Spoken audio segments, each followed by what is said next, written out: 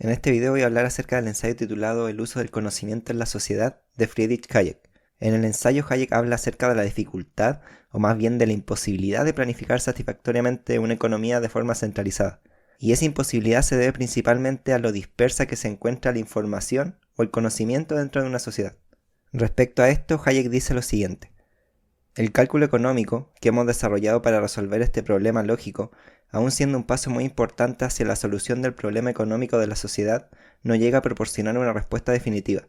La razón de esta insuficiencia estriba en que los data de los que parte el cálculo económico no están y nunca pueden estar dados para una mente individual que puede establecer las implicaciones para el conjunto de la sociedad. Y continúa. El particular carácter del problema de un orden económico racional viene determinado precisamente por el hecho de que el conocimiento de las circunstancias del que tenemos que hacer uso nunca se da de una forma concentrada o integrada, sino solamente como fragmentos dispersos de un conocimiento incompleto y frecuentemente contradictorio que todos los individuos poseen por separado. De este modo, el problema económico de la sociedad no es simplemente el de cómo asignar unos recursos dados, entendiendo por tales aquellos dados a una única mente que tras su examen resuelve el problema planteado por dichos data. Se trata más bien del problema de cómo garantizar el mejor uso de los recursos conocidos por cualesquiera miembros de una sociedad para conseguir unos fines cuya relativa importancia solo ellos conocen. O dicho brevemente, es el problema de la utilización de un conocimiento que no le es dado a nadie en su totalidad. De esto se desprende que el error que cometen aquellas personas que piensan que se puede planificar de forma centralizada la economía es asumir que el conocimiento se encuentra dado y que es prácticamente estático, es decir, que no varía en el tiempo. Es como si pensaran que todo el conocimiento de la sociedad está en una tabla con datos y que planificar la economía sería tan simple como realizar cálculos matemáticos con esos datos para llegar a resultados óptimos. El problema es que esa tabla con datos no existe. Por más que hoy en día, gracias a la tecnología, haya un montón de información disponible de todo tipo y que esa información vaya aumentando diariamente, nunca se va a poder llegar a capturar todo el conocimiento que las personas tienen, ya sea de sus propios gustos o preferencias, de un suceso local que afectó la producción de cierto alimento, materias primas, de un accidente que dificultó el traslado de mercancías, de una plaga que atentó contra una siembra, etcétera, etcétera, etcétera. Y aun cuando fuera posible captar toda esta información, tampoco serviría para planificar una economía, porque esa información correspondería solo a un momento dado, sería como una foto simplemente, no tendría en consideración los cambios constantes que hay en el conocimiento de las personas. O sea que si se usaran los datos que hay disponibles, suponiendo que está incluido todo el conocimiento de la sociedad, lo cual como he dado a entender anteriormente es prácticamente imposible, aun si fuera así, no se tomarían las medidas económicas adecuadas, porque en el momento en que se apliquen, el conocimiento dentro de la sociedad ya habría variado, y las medidas que se han decidido adoptar no estarían considerando estos cambios, aun cuando dichos cambios podrían invalidar completamente las decisiones económicas que se han tomado. Luego Hayek dice lo siguiente. En el lenguaje común, con el término planificación, describimos el entramado de decisiones relacionadas entre sí que afectan a la distribución de los recursos disponibles. Toda actividad económica es, en ese sentido, planificación, y en toda sociedad en la que colabore mucha gente, esta planificación, la haga quien la haga, deberá basarse de alguna manera en un conocimiento que, en primera instancia, no le es dado exclusivamente al planificador, sino también a otros. Un conocimiento que, de una u otra forma, debe ser transportado hasta el planificador. Para cualquier teoría que intente explicar el proceso económico, el problema crucial lo constituyen las diferentes formas en que se comunica a los individuos el conocimiento sobre el que se basan sus planes, y saber cómo utilizar de la mejor manera posible unos conocimientos tan dispersos inicialmente constituye, sin duda, uno de los principales problemas de la política económica, o del diseño de un sistema económico eficiente. La respuesta a esta pregunta se halla en estrecha relación con otra cuestión que surge ahora inevitablemente, la de quién debe llevar a cabo la planificación. Alrededor de este punto gira todo el debate acerca de la planificación económica. No se discute si la planificación debe o no realizarse, sino si ha de hacerse centralizadamente para todo el sistema económico a través de una única autoridad o si debe dividirse entre una pluralidad de individuos. En el sentido específico en el que el término se utiliza en el debate actual, por planificación se entiende necesariamente planificación centralizada, es decir, dirección de la totalidad del sistema económico de acuerdo con un plan unificado.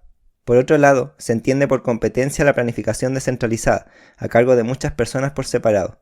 Saber cuál de estos sistemas puede resultar el más eficaz depende sobre todo de conocer cuál de ellos ofrece mayores posibilidades respecto a la utilización más completa de los conocimientos existentes. Esto, a su vez, depende de si es más probable que tengamos éxito poniendo a disposición de una autoridad central todo el conocimiento que debe ser usado, pero que en principio se haya disperso entre muchos individuos diferentes, o transmitiendo a estos el conocimiento adicional necesario para poder ajustar sus planes con los de los demás. Aquí Hayek deja claro que en la economía sí o sí se debe planificar. El punto de la discusión no es ese, sino que el tema de debate es ver si esa planificación debería hacerse centralizadamente a través de un ente como el Estado, o por medio de las decisiones y de las acciones que llevan las personas individualmente, en base a la información que se encuentra a su disposición. Ese es uno de los mayores problemas que deben resolverse en una economía, el cómo se utiliza la información que se encuentra disponible y las variaciones que está presentando a lo largo del tiempo.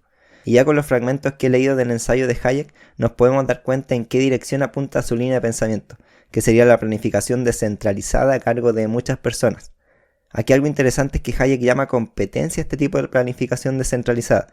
No sé si hoy en día usar la palabra competencia para describir ese tipo de planificación sea lo más adecuado, porque generalmente se asocia con rivalidad, como si fuera un juego de suma cero donde para que unos ganen inevitablemente otros tienen que perder. Y sí, cuando se compite muchas veces se pierde, pero pongámonos en el caso de que solo existan dos empresas que producen pan en la sociedad. Una de ellas, pongámosle la empresa A, encontró una técnica que le permite producir pan a un costo muy bajo, tan así que puede vender el pan a un precio que es inferior al costo que tiene la empresa B para producir pan. En esa situación, obviamente las personas van a preferir comprar el pan a la empresa A, suponiendo que el pan de las dos empresas es igual en cuanto a la calidad que tiene. Aquí la empresa B claramente perdió la competencia en el mercado del pan, y no le conviene para nada seguir produciendo. Pero esto no significa que los recursos que tiene la empresa B no puedan ser utilizados para producir otras cosas que las personas también desean. La empresa B podría especializarse en producir pastas, galletas o cualquier otra cosa. Y de esa forma, a fin de cuentas, la empresa B no pierde. La empresa A tampoco, y mucho menos las personas que compran los productos, porque ahora tienen la oportunidad de comprar diferentes tipos de alimentos. En resumen, la sociedad en conjunto sale ganando en esta dinámica de competencia, que creo que es algo que puede resultar difícil de comprender para las personas que tengan como una concepción negativa de la palabra competencia. Hayek continúa diciendo lo siguiente: hoy resulta casi una herejía sugerir que el conocimiento científico no constituye la suma de todos los conocimientos. No obstante, una pequeña reflexión mostrará que está fuera de toda duda la existencia de un importante, aunque desorganizado conjunto de conocimientos que no pueden ser llamados científicos en el sentido de ser un conocimiento de reglas generales. Es el conocimiento de las circunstancias situacionales y temporales específicas.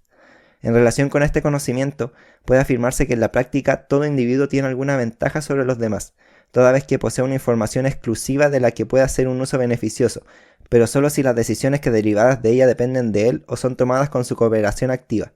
El que hoy en día se tiende a minimizar la importancia del conocimiento de las circunstancias particulares de tiempo y espacio está relacionado con la cada vez menor importancia concedida al fenómeno del cambio en cuanto tal. En realidad, hay pocos puntos en los que los supuestos de los que parten los planificadores y los de sus oponentes difieran tanto como en lo que concierne a la significación y a la frecuencia de los cambios que conllevan alteraciones sustanciales en los planes de producción. Si pudieran elaborarse por anticipado planes económicos detallados para periodos bastante largos y seguirlos paso a paso sin tener que tomar importantes decisiones económicas posteriormente, la labor de diseñar un plan comprensivo que gobernara toda la actividad económica sería, por supuesto, mucho menos ingente. Quizá merezca la pena subrayar que los problemas económicos surgen siempre y únicamente como consecuencia del cambio. En la medida en que las cosas sigan como antes, o al menos como se esperaba que fueran, no aparecerán nuevos problemas que exijan una decisión, ni se necesitará concebir un nuevo plan. Es cierto que en el complejo sistema de producción moderno las decisiones económicas se requieren solo a largos intervalos, como cuando se ha de construir una nueva fábrica o introducir un nuevo proceso. Es verdad que una vez construida una planta el resto es más o menos mecánico, determinado por el carácter de la misma y que queda muy poco para ser modificado según las circunstancias siempre cambiantes de cada momento. Por lo que yo he podido comprobar, la muy extendida opinión de que esto sea así no procede de la experiencia práctica del hombre de negocios.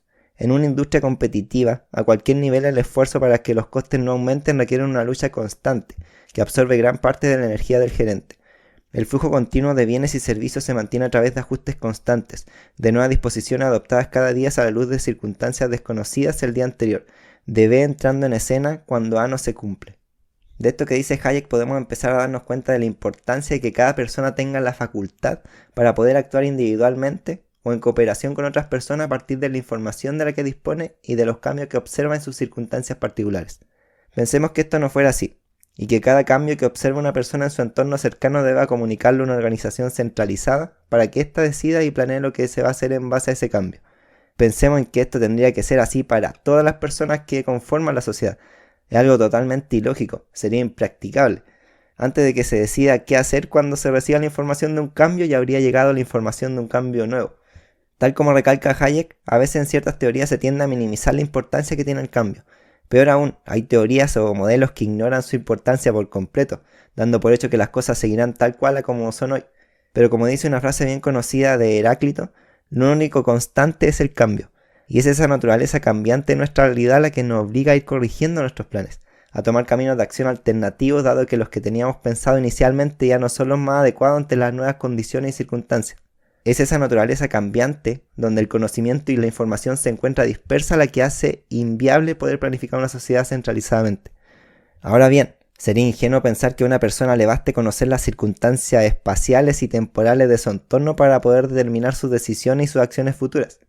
Siempre va a necesitar información respecto a descubrimientos que han hecho otras personas o de cosas que hayan sucedido fuera de su campo de conocimiento.